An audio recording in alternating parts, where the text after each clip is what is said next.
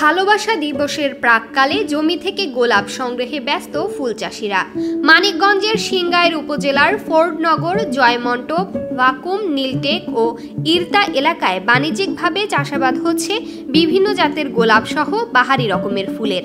সারা বছরই এসব ফুলের বাণিজ্যিক চাহিদা থাকলেও ডিসেম্বর থেকে ফেব্রুয়ারি মাস পর্যন্ত ফুলের চাহিদা থাকে সবচেয়ে বেশি।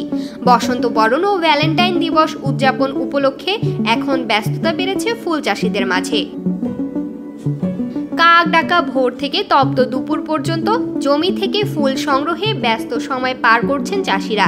চলতি মৌসুমে ফুলের বাজার দর ভালো থাকায় আর্থিকভাবে লাভবান তারা।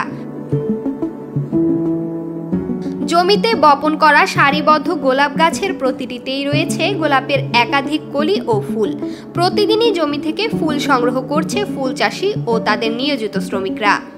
আমি করছি ধরনের মিরান্ডা গোলাপ, চায়না গোলাপ, জিপসি ফুল আছে, আপনার এই মাম ফুল আছে, তার রজনীগন্ধা আছে, তো 7-8টা পাতা আছে আর কি, 7-8 পাতা মিলে মানে সিজনালি শীত সিজনে 6-7টা পাতা সারা বছর আর কি থাকে। আপনার এই মিরান্ডা থাকে, চায়না থাকে। ফুল চাষাবাদের এসব জমিতে নিয়মিত কাজ করছেন শতাধিক শ্রমিক। রাজধানীর শাহবাগে পাইকারি ধরে বিক্রি হচ্ছে এসব ফুল। অল্প পুঁজিতে অধিক মুনাফা হওয়ায় ফুল চাষ বাড়ছে সিংগাইর উপজেলার বিভিন্ন এলাকায়। হওয়ার পরে এখানে আর কি মাসিক বেতন হিসেবে আমার জয়েন করি। বেতন মোটামুটি আমার 18,000 টাকা।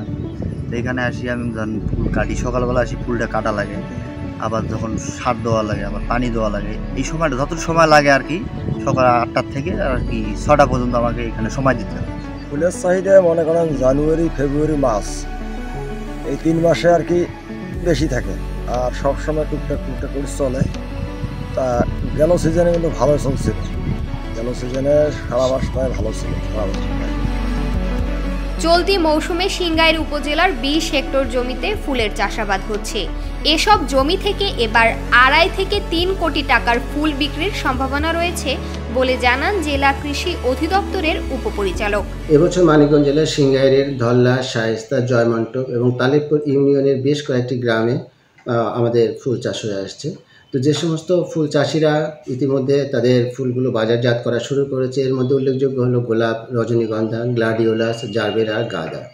বর্ষবরণ, 21শে ফেব্রুয়ারি এবং ভালোবাসা দিবসকে সামনে রেখে এই এলাকার কৃষকেরা বেশ ব্যস্ত সময় পার করছে।